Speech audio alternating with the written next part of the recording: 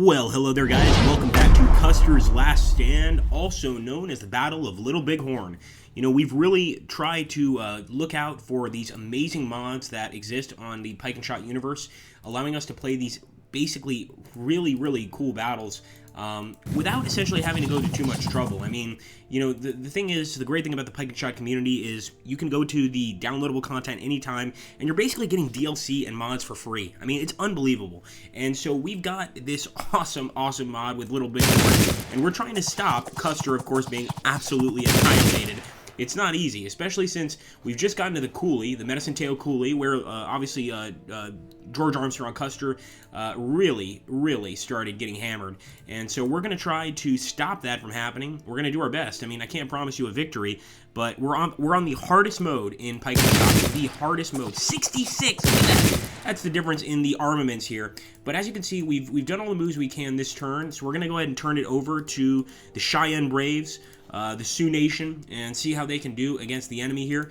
And I'm hoping that we can win. I love the Cheyenne Braves and the Sioux Nation and the Lakota, but we've got to see if we can win this battle. So we're going to end the turn now. Of course, it's going to be the Cheyenne turn, or the Sioux turn, and let's see what happens, my friends.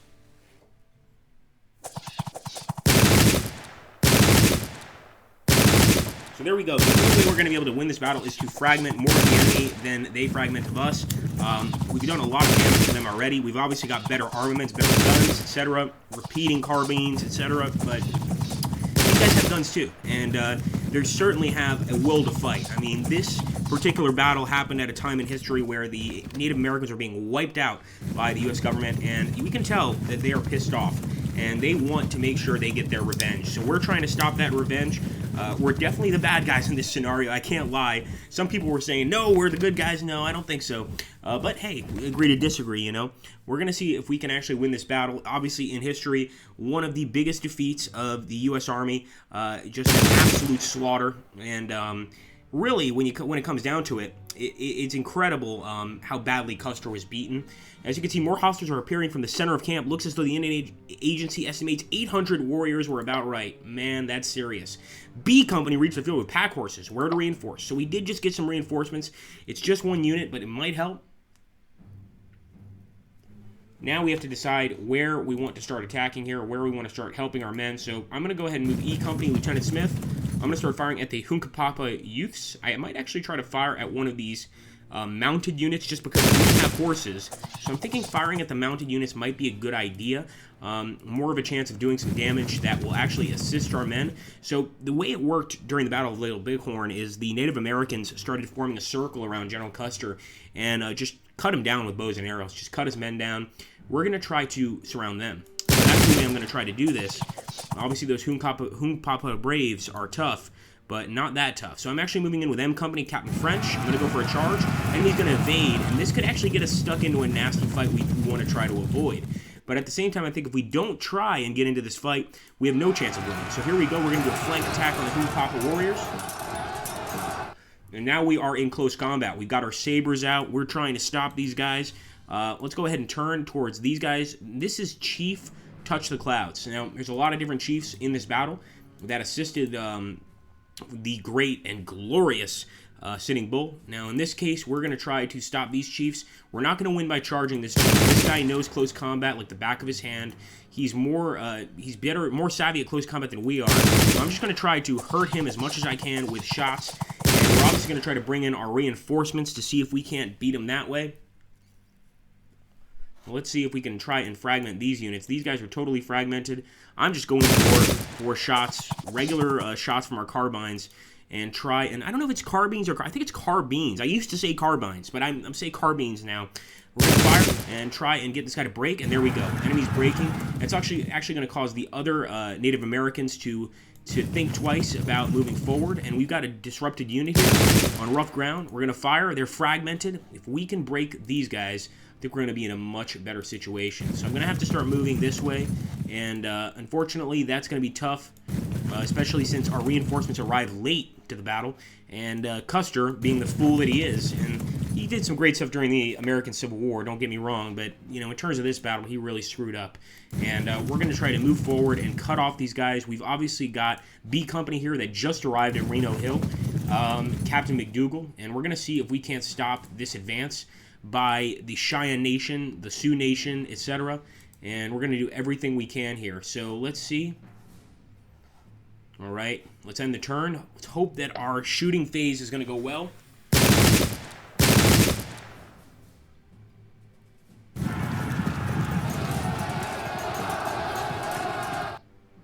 And there we go. We've actually managed to fragment the Hunkpapa Warriors. 56. We just have better armaments than the enemy. And that's hopefully going to help us. And I want to remind you guys, we're playing on the hardest difficulty setting available, which the creator of this mod, who makes a lot of other great mods, we did one on his channel, Battle of Islam Dawana, Ogenethius, does an amazing job. And this guy, you know, in this he suggested you got to play on very hard mode, which is fair, because if you consider the technology level, it totally makes sense. Now, this guy's trapped M Company is exactly what they wanted. We can't get trapped, and that's why I think we can't necessarily chase these Native American Braves, because they're going to get away a lot faster than we are. And as you can see, now they're getting all these reinforcements. We don't have nearly as many men as they do, so if we're going to beat them, we need to beat them quickly, and very quickly. All right, let's see. Sitting Bull. Residual shooting phase. Come on, boys. Give them hell. And this is the melee phase. Further groups of enemy riding out. Our scouts believe them to be Cheyenne, but fighting alongside the Sioux. And this makes sense because the Cheyenne and Sioux and the Lakota, they were enemies at one point. But, you know, through this conflict, through the Americans attacking them constantly, they became very close. And that's what's happening right here, at least for this battle. Now, we did manage to break one of the Hunkpapa youth units, and I'm hoping our men are not going to follow through, and thank God they didn't, because that would have been a bloodbath. So I really want to break Chief Touch the Clouds. I'm not going to go in for a charge. Like I told you guys, this guy knows how to fight. At the same time, an impact in his rear might work out. You can see he evaded, and he got away pretty quickly. And we've got to go ahead and focus just on our rifles. We've got to trust in our rifles. Now I'm going to go and turn towards Chief Touch the Clouds. I'm going to fire out of the stream. Hopefully get some good shots. Not that good. Pretty ineffective. But we've got this fragmented unit here, and I'm going to try to put all the damage we can on him and see if he won't break. There we go, 68. We just tore through that unit, and no wonder he broke. And we've got our Indian scouts. Now, a lot of Native Americans fought with the U.S. Army to, of course, well, for money, for guns, for all sorts of different things. Some of them were enemies of these tribes, maybe part of smaller tribes. So we can understand why that's occurring. We're going to go ahead and try to hit the Minikuju warriors in the side. This is a tribe I'm not familiar with, the Minikuju. But we're going to basically try and close them in the same way that Sitting Bull closed in General Custer, and see if that doesn't work. We're not getting the greatest shots here because we're off on an angle, and that obviously makes things more difficult, but I'm going to go ahead and move some men over here to deal with the Sandstar warriors, and they're going to be some trouble, so I don't want to just leave them completely, you know, untamed. We've got to fight them. And there we go. We're getting hit with arrows, bows and arrows left and right.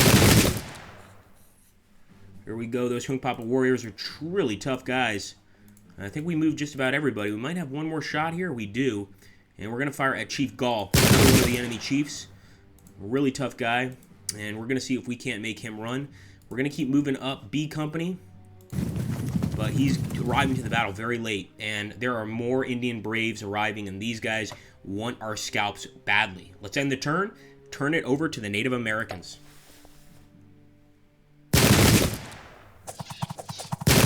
You can see a lot of the rifles they have were actually given to them by the Indian Agency. And the Indian Agency was essentially, and I might be getting the name incorrect, it was essentially a group of part of the U.S. government that helped get these people their reservations, gave them weapons to hunt buffalo with so that they could eat food, etc. Of course, there's always two sides to a story, and many would believe that the Indian Agency was really trying to kill the Native Americans, but their job was to essentially help them. Once they realized that they were going to fight the U.S. government, they started giving Custer coordinates and numbers of the warriors that were there. So Custer should have really known better. But, you know, he wanted to win glory, and sometimes you go for glory and you get absolutely crushed. And that's exactly what happened during this battle.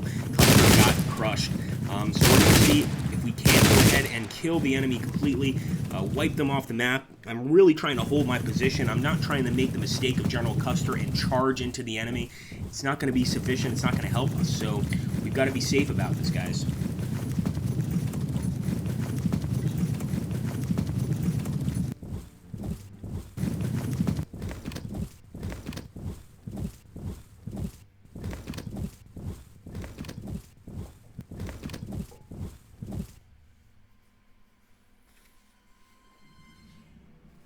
Residual shooting phase. This is where we do pretty well.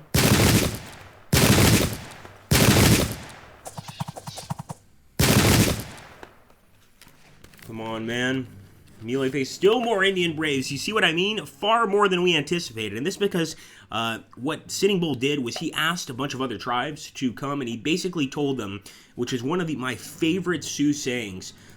He said, and also the Cheyenne would say the same thing. They said, this is a good day to die. Almost kind of like the Vikings, where, you know, their thoughts of life and death were, if you can die gloriously in battle, you know, you're going to go with the Great Spirit, you're going to have an amazing death, and your afterlife is going to be fulfilling. Now, he actually told them, come down, because he knew Custer was coming, and they sure as hell came down. And when they arrived, they realized this is a good opportunity to die with glory. And actually, I believe Sitting Bull also said this would be the last great victory of the Native Americans, and in fact, it was. So we're really doing our best here to relive that experience. I would charge Chief Gall, but he's too tough. He will crush us. Now, one thing I might do, if I can and get away with it, is charge Chief Touch the Clouds.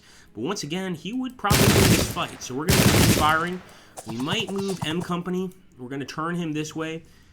We're going to actually move this way and open fire right there at Chief Gall. We're basically trying to follow him, and he is fragmented. So I want to bring B Company here and see if we can get one of these chiefs to retreat. Obviously, getting a chief to retreat is a major accomplishment. It's not easy, and it will help us big time. But we're beginning to realize that no matter how many of the enemy we kill here, they're going to have more and more reinforcements. So we need to absolutely stay on this side of the river, try and shoot as many of them down as we can. We could attack these Hunkpapa Braves or these Hunkpapa Youths, but I think what I'm going to do is just move towards them, open fire, and try to make them run away this way. And they're firing massive amounts of arrows at us that are doing a tremendous amount of damage.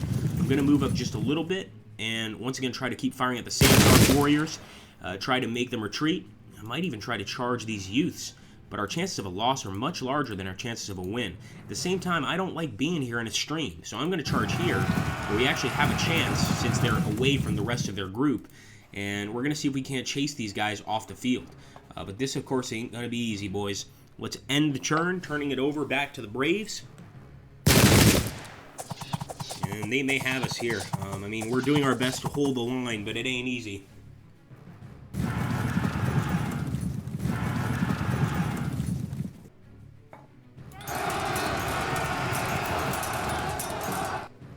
Enemy Chief Gall greatly advantaged our I Company, and now Chief Gall is attacking us.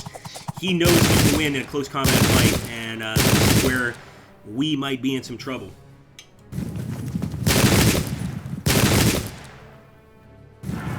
Oh, God. Finally, guys, we got Chief Touch the Clouds to run at the Medicine Tail Cooley.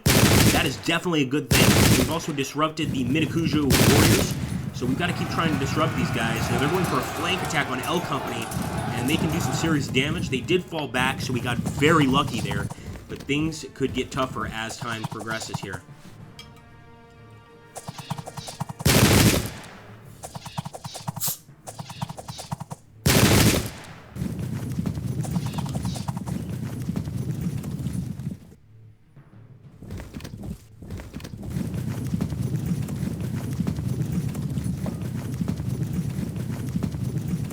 See a lot more Braves coming to the fight, and a lot of these guys were young Native Americans. They were more than willing to kill Americans, well, the American army, I should say, and they had a real fire in their hearts to defeat us. So we're going to see how this goes.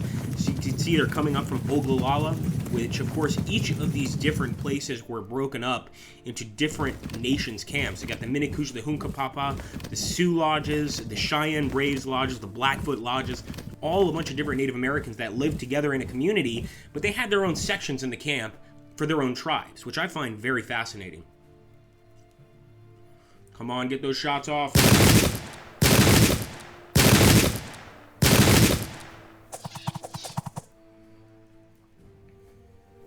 Our right, dear God, Crazy Horse and Oglala Warriors appearing on our right. Now, Crazy Horse, just like Sitting Bull, is really crazy and really a good fighter, and this is terrifying. Now, Libby is Custer's wife, and as you can see, we did disrupt this guy right here. So I'm hoping that the captain can hold on to this particular position, but knowing that we've got enemies approaching from here, it's going to make the battle a lot harder for us, my friends, and I do hope we win, but only time will tell. You know how I usually do this? Make sure to hit that like button, subscribe if you haven't already, share the video, and play the mod. Have some fun with it. I really appreciate everybody watching this. I hope you have an awesome day. Take care, and thank you for watching, guys. Part 3 is coming soon.